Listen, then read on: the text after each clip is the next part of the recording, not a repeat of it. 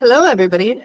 Thanks for joining us here on this episode of Astrology versus Psychology. Today we're looking at OCD, Obsessive Compulsive Disorder. And I am Nikki from 11th House Publishing, and I'm joined with by Angela Eureka Smith of many things. Many things. Authortunities among them. And we are going to just kind of dive right into what it means to have OCD as described in the DSM-5 and see how it's seen in astrology. So when I first thought about this, first of all, I kind of have it. I don't have the diagnosis, so I'm not quite there, but I do have a lot of the behaviors that I just sort of labeled myself as having. So like and it used to be worse when I was younger. So it's definitely something that I've been able to gain control of over the course of my life. And that's not uncommon from what I understand.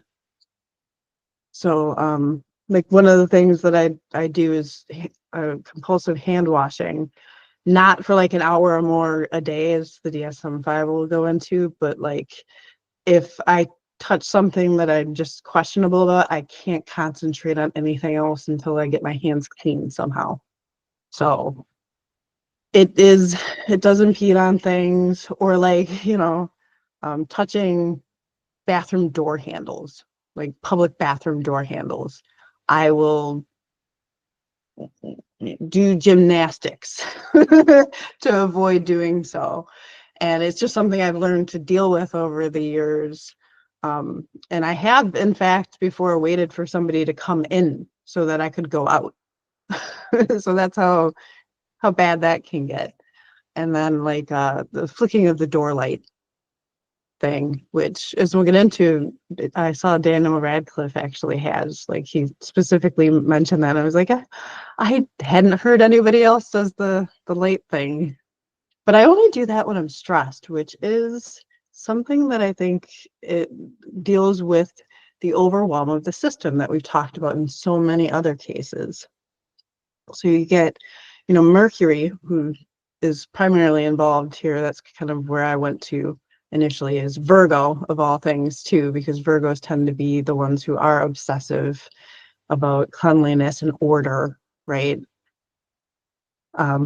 So that usually comes to everybody's mind. But it's a Mercury thing, and it's also a Uranian thing, because they both, again, rule the nervous system. And I see it as kind of an overload of information and overwhelm, so that, okay, I cannot focus on anything else until I make sure that this thing is taken care of in this way. Like, these steps have to be performed before I can draw my attention elsewhere. It's almost like it feels in that moment like the whole world melts away and all you can do is concentrate on whatever it is. So there's like a system on the fritz type deal. And it can be overcome with, real discipline on the matter, and depending on how severe it is. Some people are, if it's impeding your life to the degree of, an hour or more a day of having to do things in a certain step or a certain way, then, I still feel like it could be overcome with calming down that nervous system and letting you know that no, the world isn't going to end if you don't flip that light switch just one more time. But in that moment, you're like convinced. Like for me, it's like the whole house is going to, the electrical system is going to fry if I don't do it in this order right now, So I'm going to call up. No, I'm not going to raise my hand. I always do that because the buttons are right next to each other. My screen now.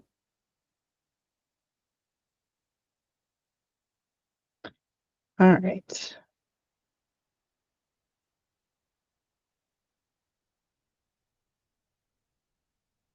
So the DSM-5 has to say that it's something that's reoccurrent and persistent thought. So it doesn't even have to be a actual gesture. It can just be an obsessive thought about something.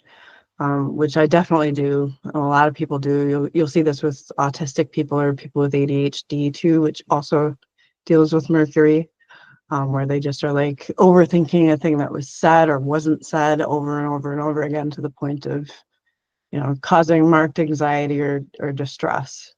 So they're usually intrusive and unwanted, sometimes very disturbing. And I'm a horror writer, so I get mine out that way. Put that out there. And the individual attempts to ignore or suppress such thoughts, urges, or images, or to neutralize them with some other thought or action.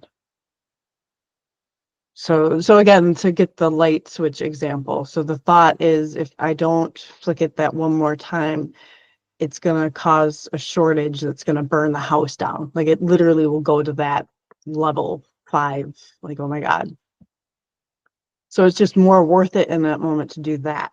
Or, okay, I'm going to fixate on my hands being dirty until I go wash them. I'm just going to go wash them, get it out of my system, and come back to what it is that I'm doing. So I can definitely speak to that. Repetitive behaviors such as hand washing, ordering, checking on things, or mental acts like praying, counting, repeating words silently. And, you'll see this with a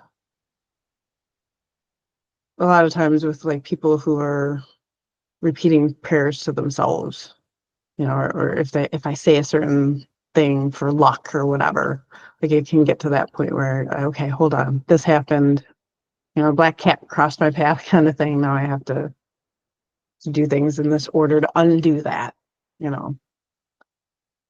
And the behavior or mental acts are aimed at preventing or reducing anxiety or distress or preventing some dreadful event or situation.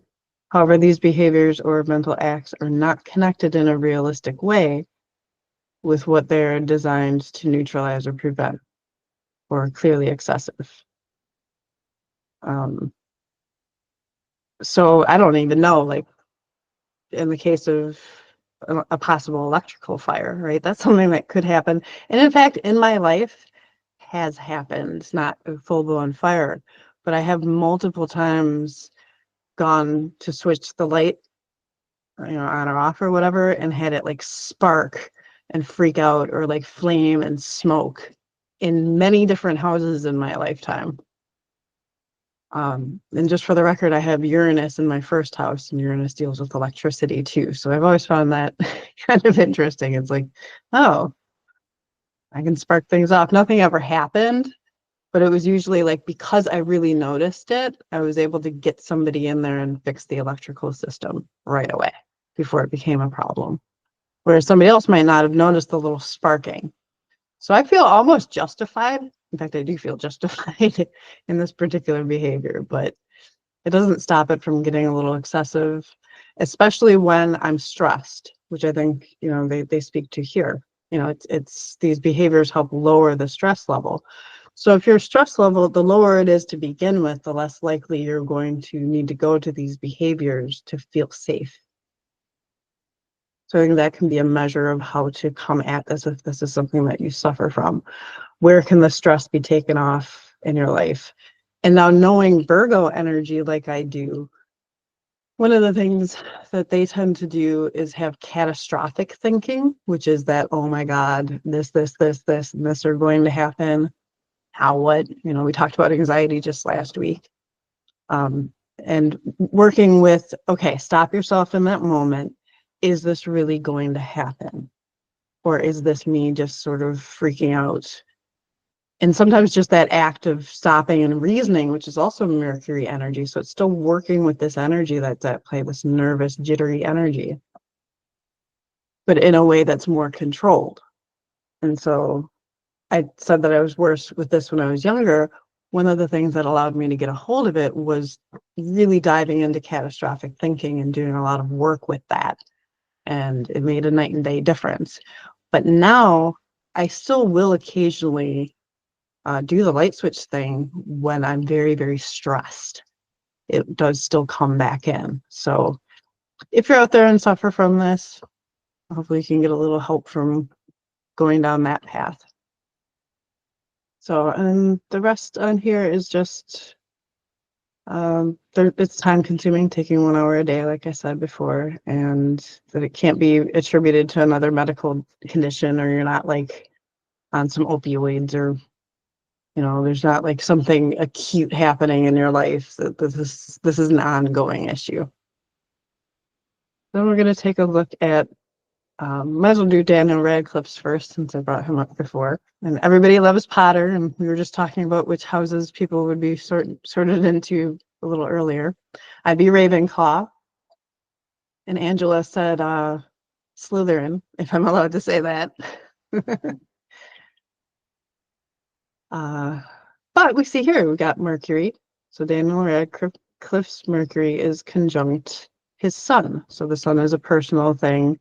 The moon and the rising are all like very personal energies in one's chart. So I would expect to see Mercury interacting closely with them or in opposition with them for it to kind of cause this haywireness. And he sometimes would have to sit there with the light switches too, and do them in a certain way before he could feel okay to go about his day. So I sympathize. And then we have, let's see, Leonardo DiCaprio. So he played the who was it? I can't remember his name now. He played the guy, and I think it was the Aviator. Oh, I'm like terrible for movies. I'm like the last person to ask. Well, it was the guy who he was a billionaire recluse. He did a lot of really interesting things. All I can think of is the Simpsons spoof episode with the Spruce Moose. So if you know who I'm talking about, put their name in the comments. I'd appreciate that. But he has an obsessive compulsive disorder. He got control of it, and then he said that he played that character who was very obsessive to the point of like being a recluse and keeping his urine in jars and like all kinds of crazy stuff. And he got so into character that his OCD came back, and he had to refight it after that movie was done. So it does speak to the power of the mind. Mercury is mental, and he's got Mercury and Uranus here conjunct exactly at 29 degrees. So that'll definitely do it. That'll have a mind that's just sort of going haywire, and Leo, when we think about him, how many crazy characters does he play, right? Who are kind of like off the wall. You don't know what they're going to do or say next. That's part of it right there. So then we get Howie Mandel, who's also got Mercury conjunct the sun. I have Mercury conjunct my sun as well, and Uranus in the first house. So again, that's that prominent Mercury energy. And again, we get, so Frank Sinatra here, Mercury conjunct his sun, 17 to 19 degrees. And his wife said after he passed that he would sometimes take like 10 showers a day. Like that's how compulsive he got. So very clean, but a little disruptive. Charlize Theron, who's reportedly like very, like she will come organize your house in a guerrilla raid. Like a very obsessive, everything has to be in its place. And she is an actual Virgo rising. So she embodies that energy all the time.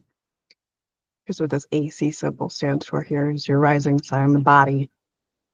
And she's also got Mercury conjunct her sun here. And now a lot of these examples that I bring up, they're looser conjunctions. So it's not something that's taken over their whole life, but it is something that they've had to work on. So for Leo, this is really close, but it's Mercury and Uranus as opposed to Mercury or Uranus with a personal planet. The sun, the moon, the rising. Cameron Diaz, America's sweetheart. Right? She, what was she doing? She has, okay, so here we get like Mercury is in a square here. So if you see this red line, Mercury is not talking very well to the moon. They're like having a hard time communicating. So that's both the higher mind, Mercury, and the lower mind, the moon, or the intuitive mind. And that'll also do it. It'll just be like obsessively can't stop worrying about whatever it is until you take care of it. And I think that's it for the celebrities. So that's OCD from my point of view, from an astrological point of view. If you have anything to add in the comments, please let me know. I'm always interested to see how you handle this or how it's formed in your life, and any tips that you might have. And if you found this interesting or helpful. So, did you have anything that you wanted to add, Angela? No, that was super interesting. Like these are always super interesting how you can compare other people and see these patterns. So Yeah, I like, since I decided to bring the celebrities in, because it gives me another viewpoint. I don't always know necessarily. I'm like, I go in expecting this, or like in my practice, I've seen charts of people, so I'll see this thing show up in this way, and then I'll look in the celebrities and it'll be in a slightly different way too. So I'm learning as well. And just how much overlap there can be and how much help there can be between psychology and astrology, and how we can be friends and hold hands together. And which is also Mercury, right? Learning. yeah. So without further ado, I'm going to end this episode. I didn't pick yet what's coming next week, so that'll be a surprise. If you'd like to join us live in the Authortunities Hub, please feel free to do so. We do this live at 6:30 every Wednesday. And we'd love to have you join us, because sometimes the discussions can get quite lively. So, and let's see. Oh, I'm doing this with 11th House Publishing. We are in the process of incorporating and doing our first big marketing push. So that is going quite well. If you'd like to get involved with that or just have questions, you can come to the Opportunities Hub for that too. I'll put links below for that and for 11th House. And we're just, trying to push the envelope in publishing with a focus on neurodivergent authors and ideas, and amplifying their voices, and then also building a better society based on those ideas. So it's outside of the box all the way around, and ways to make things more inclusive for all of us, and empathetic towards each other, and the different ways of thinking, So it doesn't have to really be astrology versus psychology, although that gets the clicks. So that's why I changed that name. It's certainly interesting. It can be the working together of these different ways of approaching things so that everybody benefits, right? To bring it all together and close the loop.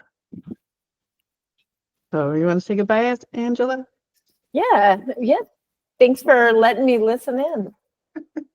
And thank you for joining me. And I will see all of you next time.